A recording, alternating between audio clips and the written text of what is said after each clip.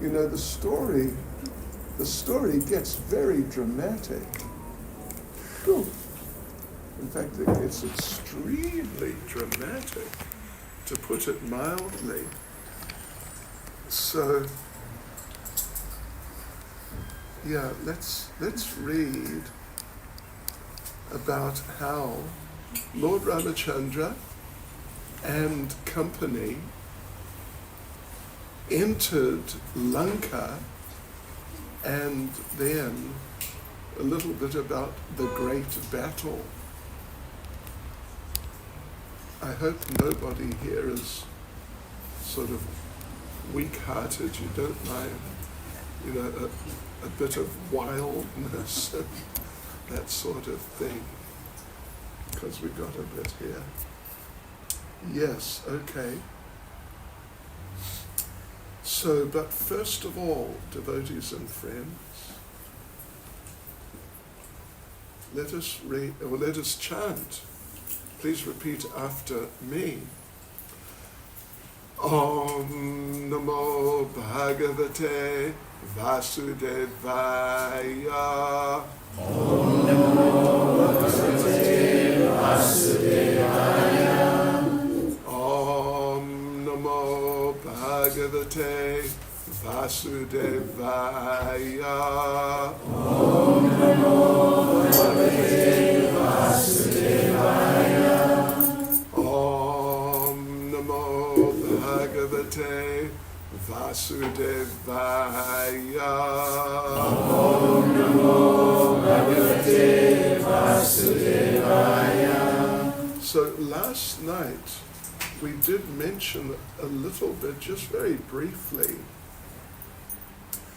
about Lord Ram, Lord Krishna, and Lord Chaitanya, and how they are. Well, the idea was they are three forms of one person. Isn't that interesting? And just one point, Haribol, excuse me, did we bring electricity? Yeah. Oh, we did. Yeah. Maybe we should plug it in, just in case. Yes, if you don't mind. Right. So yes, there are three forms of one person, and appearing at different times. It is a very deep subject, and some of us might get a little bit lost, actually. But, well, we mentioned last night how Lord Ram is called Maryada Purushottama. I'm sure some of you would remember. You remember? You don't remember? Prema Purushottama. Yeah, we're getting there. Maryada Purushottama means Purushottama means the supreme person, and Maryada means who follows the rules and regulations. Most of the time. Not actually all the time, you remember that. Not necessarily all the time, because He is the Supreme Lord, is the Supreme Lord, and the Supreme Lord is independent. Yes. One time, Srila Prabhupada, our spiritual master, he walked into the kitchen somewhere, it may have been New Vrindavan in America, or anyway, somewhere, and there were two of his young lady disciples cooking lunch for him. So he walked in, and it was, maybe an hour before, or anyway, a little bit before he would take lunch. And so they were cooking samosas. A great favorite. And maybe we'll get some tonight. Anyway, let's see how it goes. Anyway, they were cooking samosas. And Prabhupada picked one up and ate it. And one of these girls, young women, I don't know, they're at most 30 years old, or maybe probably more like 25. One of them, would you believe, I mean, she was pretty daring actually. She said to Prabhupada, "Oh, you can't eat those. They're not offered." And Prabhupada said, "Who told you that?" And she said, "You did, Prabhupada." And Prabhupada said, "I made the rules, I can break them." Yes. So anyway, the Supreme Lord makes the rules and can break the rules. Yeah. So anyway, that's Lord Ramachandra is Maryada Purushottama, the Supreme Person, who's particularly known and famous for maintaining the laws, the rules, the standards. Yeah. Setting very good example for the people in general who should definitely do that. And then Lord Krishna was, what was the term?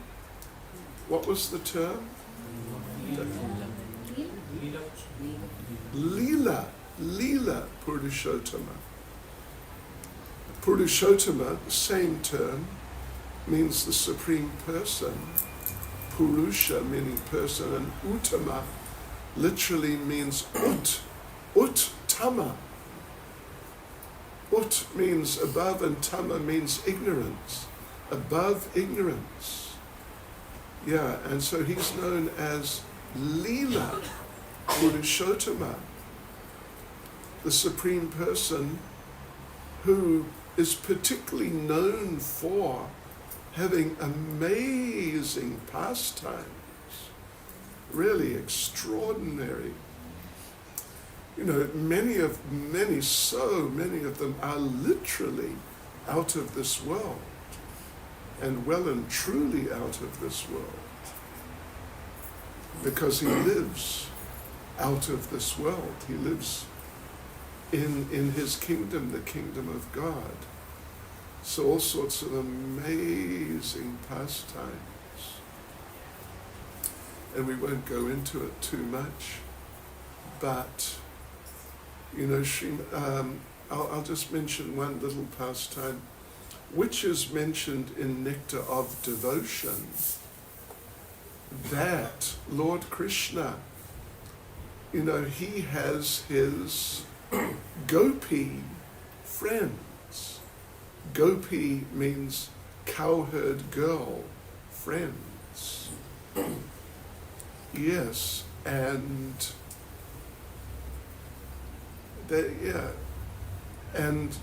some may say, well, how can God have girlfriends? Well, how can you stop God having girlfriends if he wants to have girlfriends? Yeah, let's not try to limit him or sort of box him in terms of all those rules and regulations which Lord Ram just went out of his way so much to uphold. So Krishna, in a certain sense, he was more liberal, you could say, with himself and just in general. So there's a very nice little pastime mentioned in Nectar of Devotion that Lord Krishna, whenever the gopis, a group of them, headed by Radharani, Rani meaning queen, and Radha meaning worshipper, the queen of worshippers of God. So whenever they would walk by, they just exude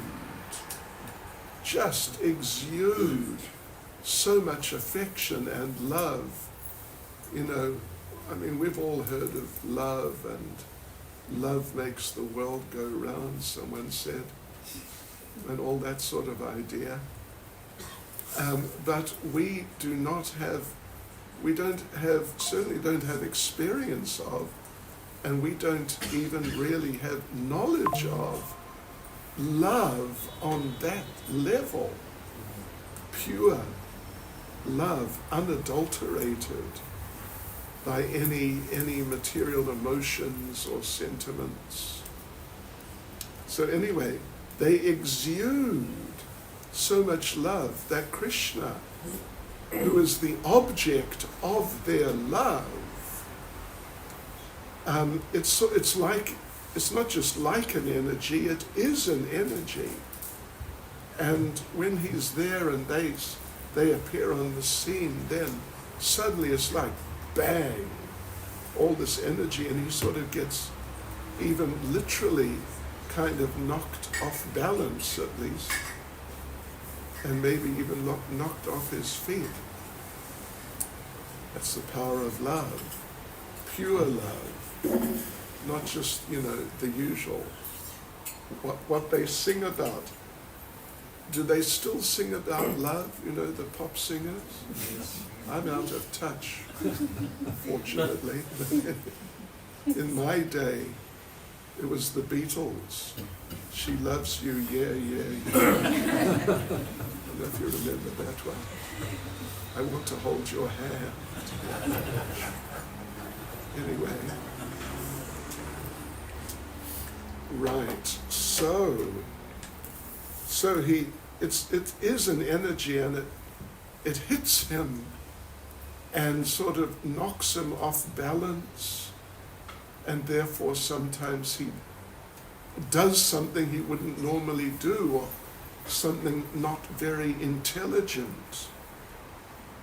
Yeah, loses his composure, right, by the influence of love.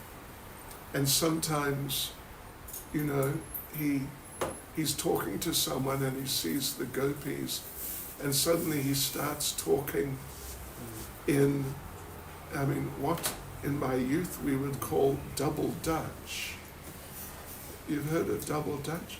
I don't know if they're referring to Afrikaans, but anyway, double Dutch, because Dutch, is different from Afrikaans in many ways. Yeah. So he just suddenly started talking like blah, blah, blah, blah, blah, blah. And the person he was talking to looked at him like, what happened to you? But it was the gopis. So one day Krishna decided, never again. From now on, I will be cool as the proverbial cucumber, as a whole handful of cucumbers. I will just be super cool, super duper cool. And let the gopis come, let them come. Who cares? I will just be cool and be unaffected. So Krishna went out to milk the cows. And Krishna was milking the cows, and he was sort of very proud of himself, patting himself on the back. Look at me, see how cool I am. I'm not going to be affected when the gopis come, if they come. And sure enough, they came. And they're now walking down, and there's Krishna milking away, and he saw, oops, here they come. Cool, I am cool, yes, I am cool. So, usually he's very uncool. And like I said, he does these silly things. He drops things, turns around, walks into a wall or something like that. This is Krishna, who's the Supreme Lord. He is controlled by love. Anyway, so there he is. Yeah, I am cool. No problem. Let them come. I don't care. And the gopis, approaching, And they saw, look, there's Krishna, and he seems pretty together. I mean, usually does something untogether, but he's like he's on top of things. And Krishna was feeling, really good about it. Then suddenly the gopis started laughing, because they always laugh at him when he does something, uncool. And Krishna thought, why are they laughing at me? I'm cool. I'm keeping it together. They shouldn't laugh at me. And then Krishna realized, and this is from Nectar of Devotion, he was milking a bull. And so Krishna realized, did it again. So anyway, these pastimes, like out of this world pastimes. And then there is Lord Chaitanya. These are like the three, more or less the three most important forms of the Lord, and Krishna is the original form. And the other two are also extremely important. And Lord Chaitanya is known as Prema Purushottama. Prema Purushottama. There you go. The Supreme Person who he just deals in love. He just deals in love. Love for all living entities. And particularly how he manifests that love. He tries to help all living entities to reawaken their forgotten relationships with him. Yeah. So actually, there's an infinite number of forms of the Supreme Lord. We use the term, Prabhupada sort of coined the term or utilized the term Supreme Personality of Godhead. When I was young and I first saw Prabhupada, 1972, April, in Auckland, New Zealand, where I was born. Then I got one of the books and I saw, Supreme Personality of Godhead. And I was a student, well, particularly of philosophy at university, but I was also a student of English. Yes, I was a journalist. And, I was into the English language, really into it. But then I saw this Supreme Personality of Godhead. I had never encountered that word before. I was surprised. Here's a word I never heard of. What is this? But it means the supreme aspect of the Supreme Person. Yeah. So Lord Chaitanya, that's him.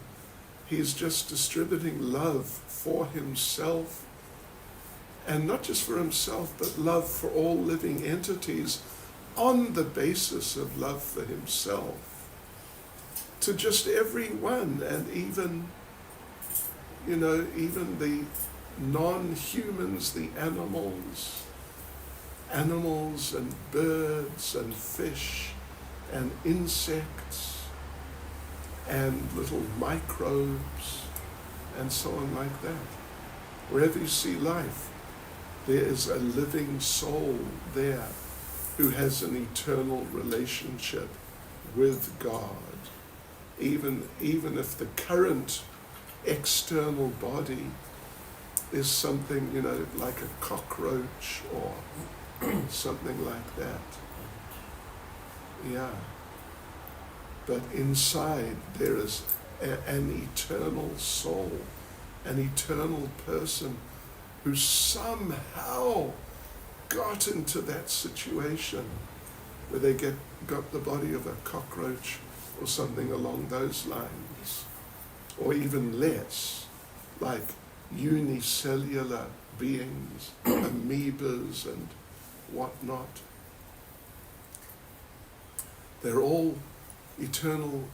I mean, within the body is an eternal living entity who has an eternal relationship with Krishna, with Ram, Lord Ram, but has forgotten due to being caught up.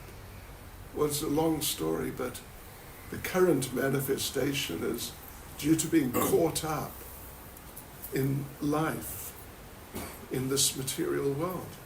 And Prabhupada, just to mention Prabhupada again, Prabhupada was, in the early days when he first arrived in America, the 60s, like 66 maybe, or maybe 67, there was one wealthy business person who became involved and, started taking Krishna consciousness seriously. And he invited Prabhupada to visit him in his apartment on Manhattan. Yeah, the upper part, uptown, the more ritzy area. So Prabhupada went and took a lift up, with these big Manhattan skyscraper type buildings. And the person greeted him and asked him to sit down and asked, would you like something to drink? Prabhupada said, yes, I'd like some water. The man went off to get some water. And Prabhupada's assistant who was there said to Prabhupada, this apartment cost some X number of millions of dollars. It is very valuable, and he is living here. That was 50 years ago, plus 55 years ago. So what it's worth now, I don't know, but really a lot more. So as the devotee said that to Prabhupada, this is very expensive flat and he's living here, impressive. One fly flew by and Prabhupada asked, how much did that fly pay to live in this apartment? Because he was living in the apartment. Anyway, just say love.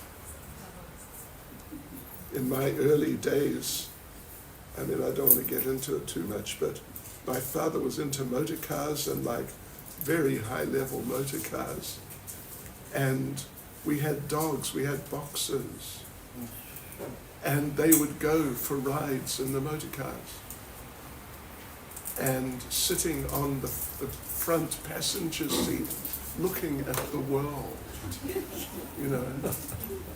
I am being chauffeur driven in some, really ritzy motor car. And so how much did the dog pay?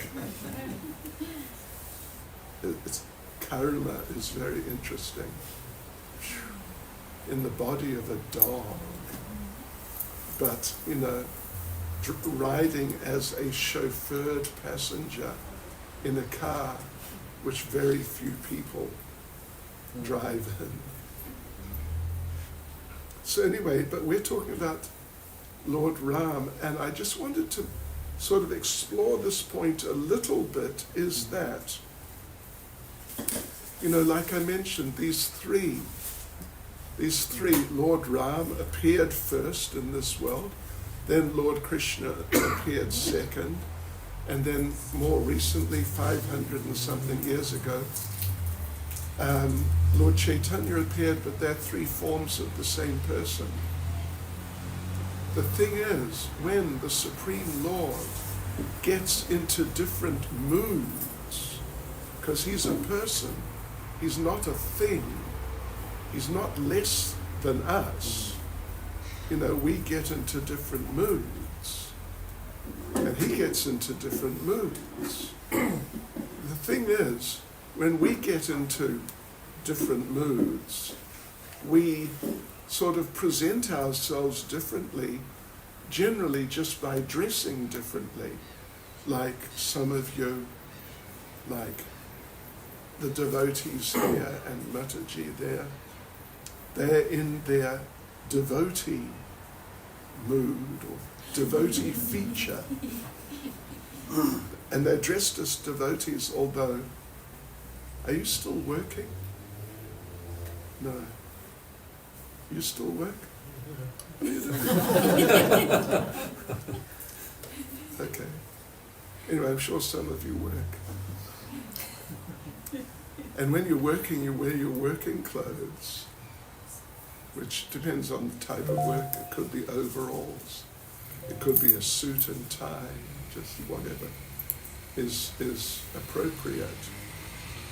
But then when you sleep, you put on your sleeping clothes, because it's a different mood. It's just a different phase of your existence.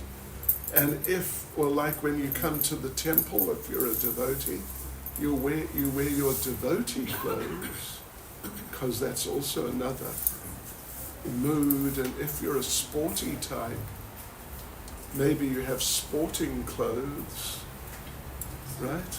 A tracksuit or something. If you go jogging, as people do, some people. So we present ourselves differently in terms of what we're doing and the mood and just the situation that we've got that we're in. But now the Supreme Lord, he's also a person, but he's a big person. Doesn't mean he's not a person. Doesn't mean he's sort of so big he's insensitive. Like, if you follow the news, you would know that was it today or was it yesterday? Today, I think, Mr. Trump introduced tariffs for importations into America. Are you aware of that? Or you missed that? You missed it. Good. That's better. Because, Mr. Trump. Anyway, what can we say? So he imposed, for example, anything, you name it, exported from South Africa to the United States, there is a 30% tariff on it, whatever it is, whatever it might be. Yes. So, anyway. So life in this material world is difficult. But anyway, the thing is that the Lord, when he gets into different moods, which he does because he's a person, and sometimes he gets into very heavy moods, like really heavy moods. If one of his devotees or some of his devotees are being abused, mistreated, wow, he gets angry. And the anger of God means the sum total of all anger and more, with his own anger put in on top. But I think we all get a little angry sometimes. You get a little angry? Not really. Yeah. If you put it all together, it would be pretty ferocious, wouldn't it? Just from us. It really would be something extraordinary. But can you imagine the sum total of all anger? We can't imagine. We can't imagine. It's beyond our experience. And generally we're only able to sort of imagine things which have some relevance in terms of our experiences. So he gets really angry, and that's why, did we mention last night, was it last night, that Paritranaya Sadhunam comes to appear, to protect his devotees, and Vinashaya Chaduskritam, you remember that? Vinash. Nash means to destroy the miscreants, the bad guys, you know, the Adolf Hitlers and Joseph Stalins, and we won't mention any previous South African politicians, but you know what I mean. People who abuse people. Oh, I was going to say about Mr. Trump, you know, the effects that these tariffs are going to have on really a lot of people. I mean, the rich people will become, I guess, less rich. But what about the poor people? And what about the people that are sort of scraping together an existence and somehow keeping themselves and maybe their families, you know, together? But what does Mr. Trump think? Tough luck, basically. Too bad. Didn't bother getting into that. But anyway, yes, so the Supreme Lord, the thing is the Supreme Lord, Vinash, he destroys those who are like just envious, nasty, like vicious, horrific people, humans. But he doesn't just destroy them. Nash means to destroy. Vinash, we mentioned last night, you remember, do you remember? Vinash, that was last night, wasn't it? Vi, the prefix vi in Sanskrit means very. He very destroys them. And I don't want to go into it too much because it will frighten some of you. But really, I mean, he gets heavy with people who are like that, but particularly people who abuse his devotees. Wow. Yeah. But when he loves, that's just another thing. And Mother Yashoda, his mother, so to speak, Krishna's mother in Vrindavan, she would say, you know, those of you who have children or have been around children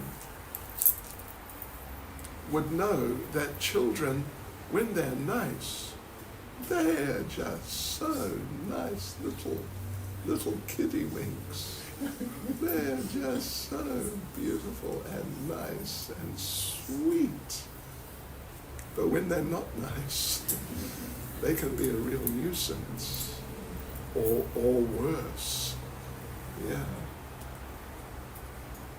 But Mother Yashoda, the idea is that when Krishna, she's bringing up Krishna in his leelas, his pastimes, as a child.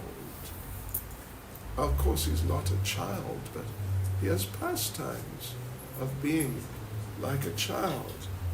So when Krishna was good, he was good. And when Krishna was naughty, he was good.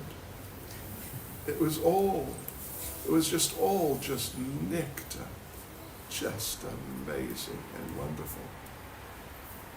So yeah, the thing is that Krishna, and in his form as Lord Ram, his form as Lord Chaitanya, and so many other forms, you know, Lord Kurama, Lord Varaha, Lord Vamana, etc., etc., etc., unlimited number of forms.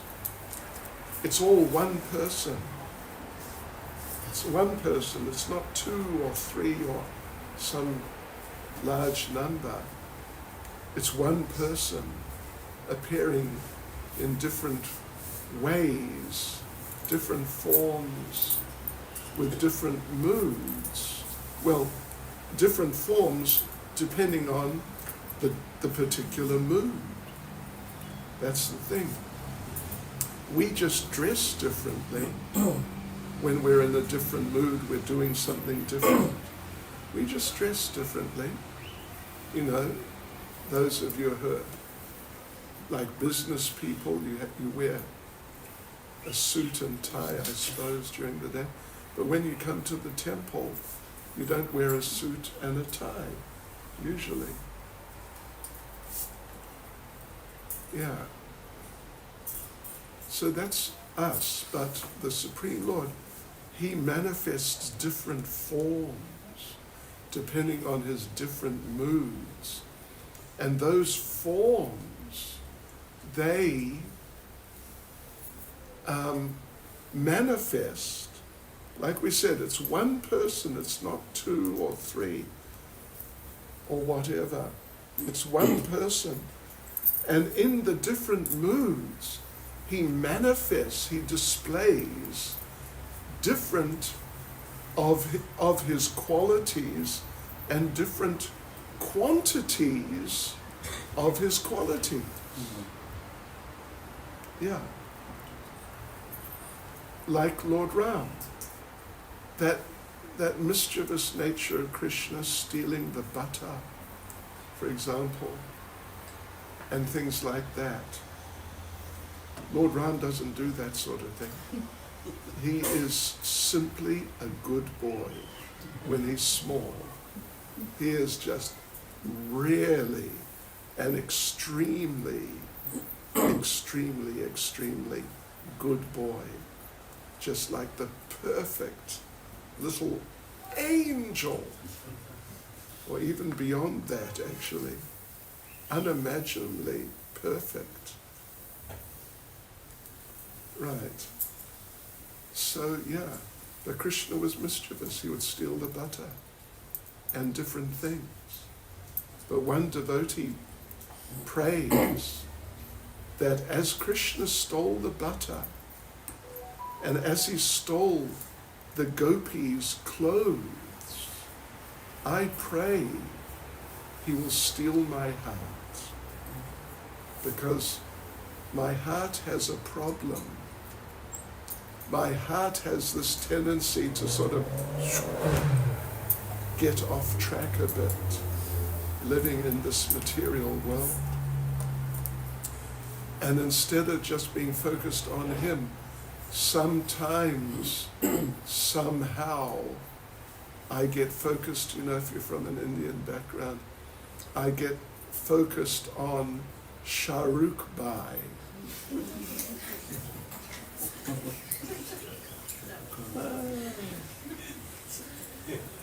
Shahrukh Bhai. You must know, if your heart focuses on him, you've got a problem. Or, some actors or actresses, these types of people. And I get distracted. I get distracted from Krishna. One of my students, he wanted second initiation. He had first initiation, he wanted second. And he had to go and be interviewed by the initiation committee. And at the final interview,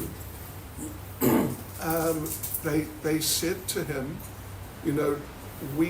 as far as we're concerned, you're not ready for second initiation. And he asked why.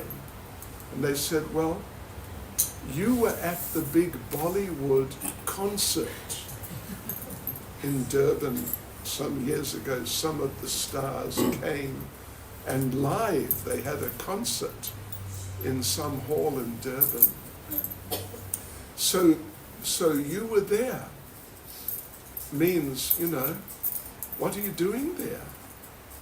You're meant to be a devotee, you're meant to be devoted to Krishna, and you go and watch whoever they are, Aishwarya and Abhishek or someone like that. And so the devotee who wanted second initiation said, well, how did you know that?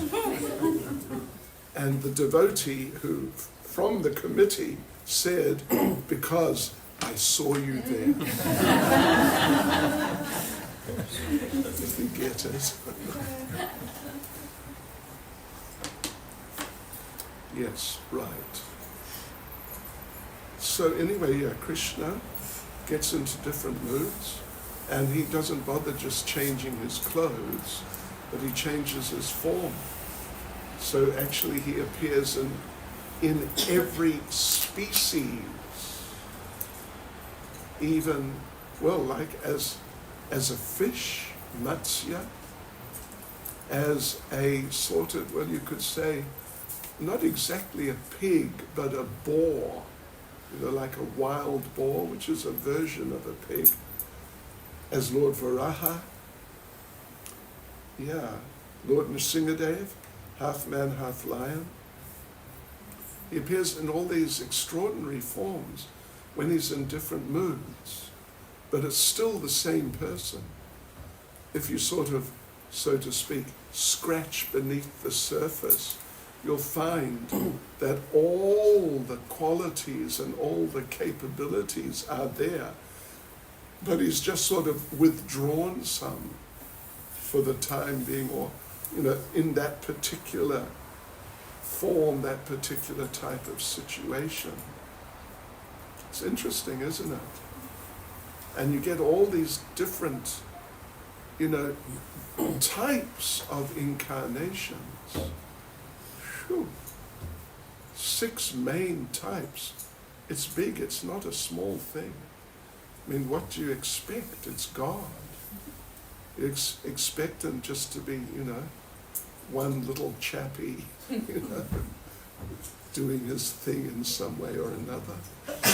No, he's a big man, really huge man.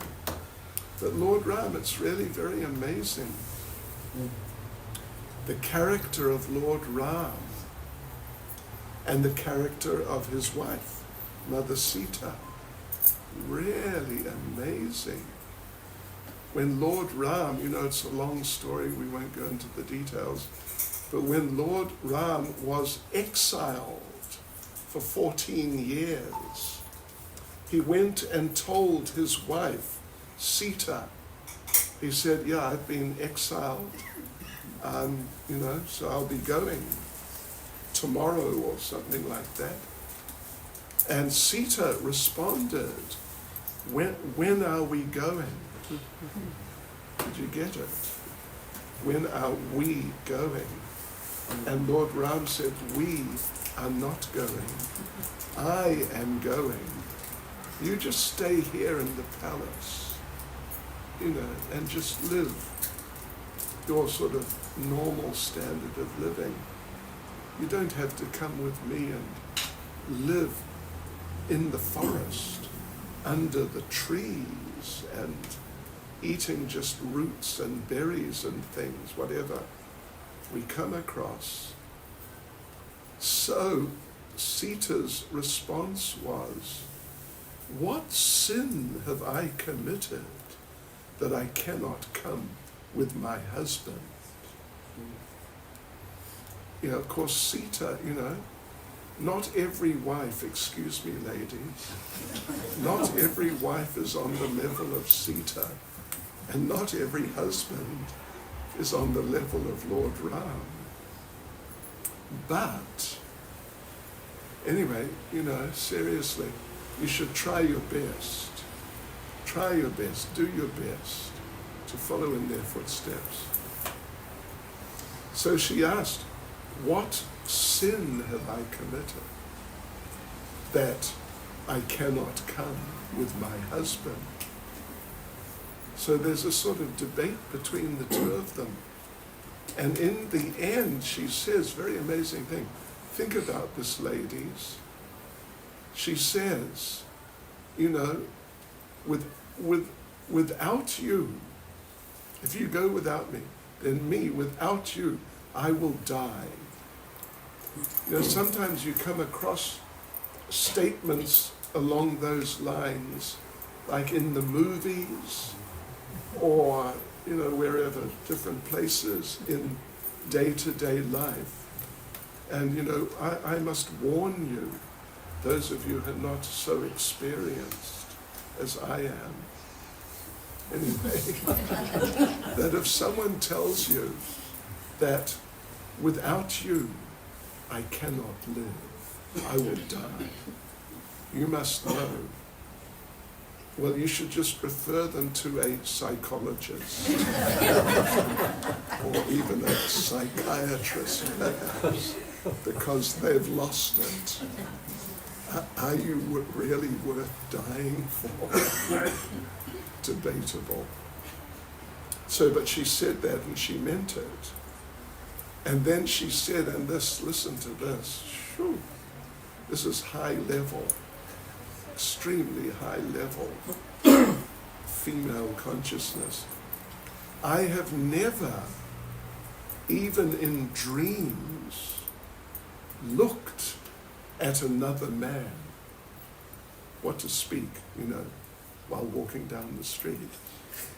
Even in dreams, in sort of daydreams, just little imaginations, I've never looked at any man other than you. What do you think of that? Anyway, try your best. And gentlemen, in reverse, of course, it applies to the men. And not looking at other ladies. Right, so he was forced, she forced him to take her. And so she went. And his brother Lakshman, who was not exiled or anything, he was just, was not mentioned when this whole exile thing came up. But he decided to come and to protect 24/7 for 14 years. So he spoke to, would you believe, he spoke to the demigoddess of sleep. There is a person who controls sleep up there. Bigger person than us, bigger than Cyril G and company. I mean, a really big person who puts everyone to sleep. And he said to her that, I'm going to go with my brother Ram and Sita, and I need to stay awake 24 hours a day. So please allow me to stay awake 24 hours a day. And Nidra Devi said, okay, you can do that, but someone else will have to sleep for you. So his wife, Urmila, she volunteered, and she actually slept for 14 years, sleeping for him, so he could be awake 24/7, and like really on the ball, not sort of dizzy, that sort of being awake. Yes, so amazing, really amazing. And devotees and friends, look at the time. What time were we meant to finish? Where is he? He's there.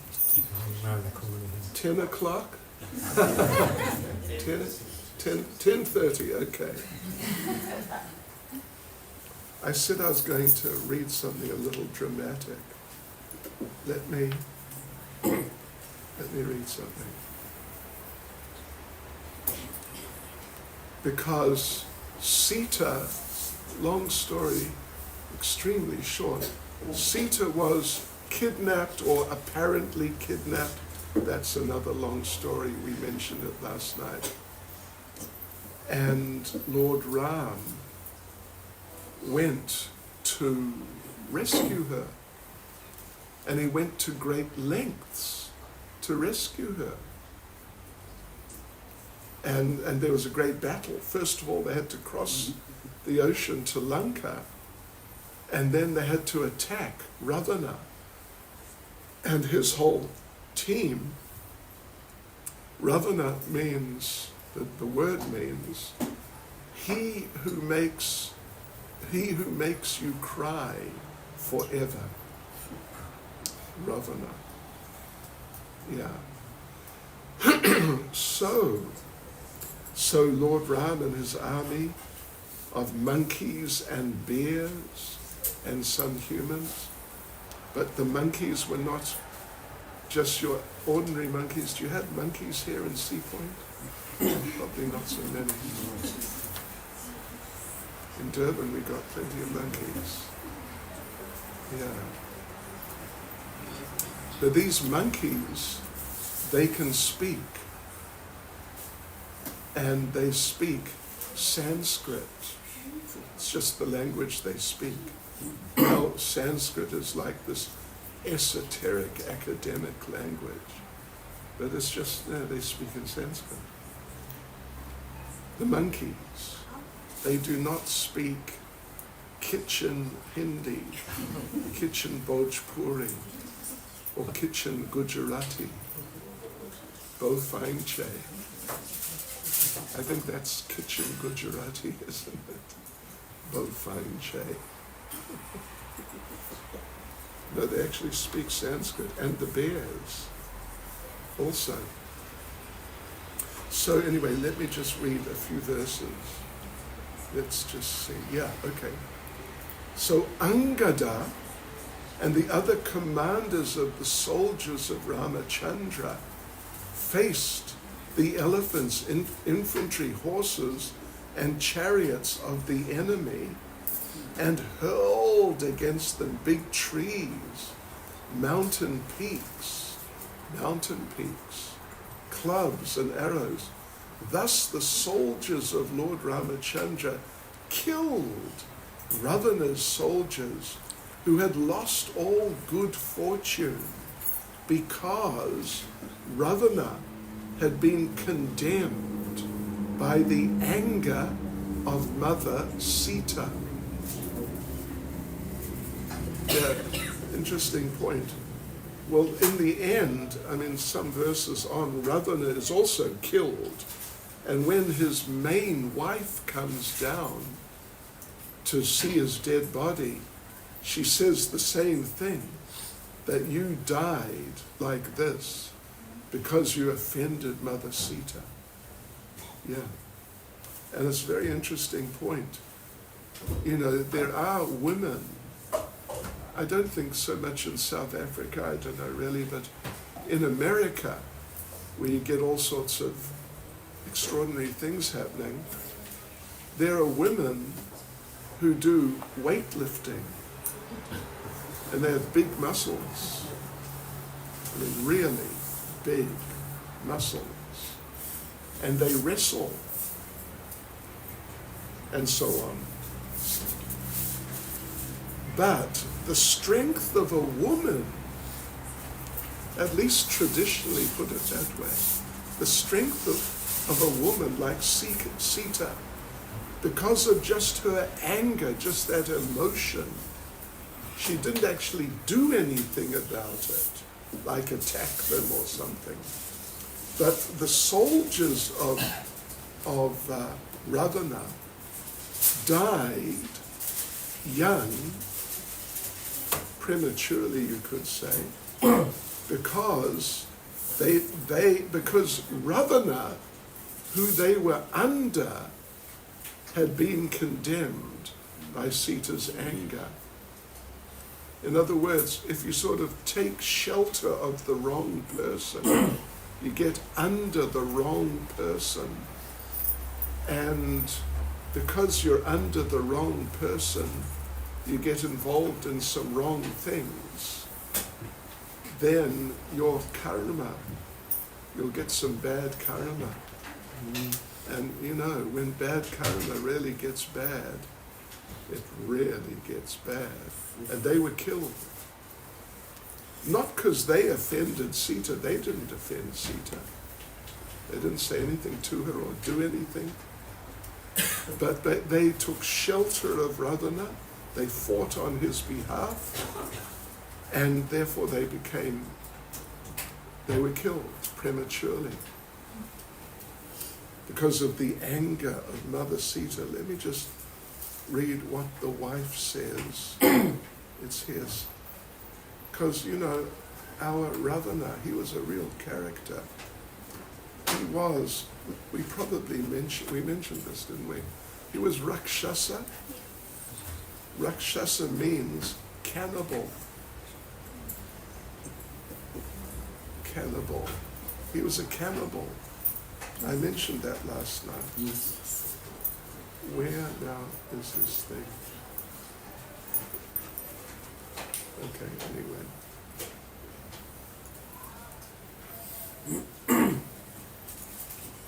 I'm just going to, this is now the wife of Ravana, the main wife. O pleasure of the Rakshasa dynasty, because of you the state of Lanka, and also we ourselves now have no protector. By your deeds, you've made your body fit to be eaten by vultures, and your soul fit to go to hell. And she says in the previous verse, actually, you came under the influence of lusty desires, therefore you couldn't understand the influence of Mother Sita. Now, because of her curse, you've been reduced to this state, having been killed by Lord Ramachandra. Did I mention to you? I don't think I did. That when Lord Ram killed Ravana, Ravana had 10 heads. Lord Ram was firing arrows at these heads, and the heads were just getting knocked off and just popping back again. Now we're talking about very sort of high-level mystical people. Forget about making ashes. How about making your head come back? You can do that. It's a lot better than ashes. And so Lord Ram, is thinking, I have to shoot an arrow at his heart. But there was a problem with his heart, with shooting an arrow at his heart. Was that Ravana was like obsessed with Sita, just like addicted in the extreme to Sita. And he couldn't stop thinking of her. And when you think of a person, the expression is, that person is in your heart. And, other people, they just sort of daydream about someone. But now, Sita, and when you think of Sita, she's there. So she was present in his heart. Therefore, Lord Ram could not fire an arrow at his heart because Sita was in his heart. But, he's a materialist, Ravana, and materialists they are unable to absolutely focus on any one thing non-stop. They'll lose focus after a while. So he started getting really angry. He's shooting my heads off all the time. And he forgot Sita for a moment. And then Lord Ram took out the Brahmastra, the weapon of Lord Brahma, and shot him in the heart. And that was the end of Ravana. So devotees and friends, it's getting a little late. So I guess we'll finish here. Hare Krishna. Hare Rama. Hare Rama. Shri Sita Ram Lakshman Hanuman Ki. Now Prabhuji is hiding back there. What's the program? Right. Okay. Okay, we'll have a few minutes kirtan. Would you like to lead kirtan, please? Raj, could I take a second? Last night you asked me which temple that the Kurma Purana was read. Okay. And I said it was Adhikeshava, but it wasn't actually. Okay. It was Rameshwar temple at Setubanda. Okay. It makes sense because that's where the bridge was built. Oh, yes. So the Brahmins reading it there at Mahatma Gandhi. So I just wanted to correct it. Really nice. They're really nice. Thank you for that. Yeah, I wasn't quite sure. Anyway, okay. The Adhikeshwar is where the Brahma Samhita and the Krishna Karana Rita Yes. found. That's right. Sorry for that. Thank you. You're a real storehouse. Not as much as you. Well, no, I'm getting old, and when you get old, you become expert at forgetting things. That's happening to me as well. I'm just so expert at forgetting.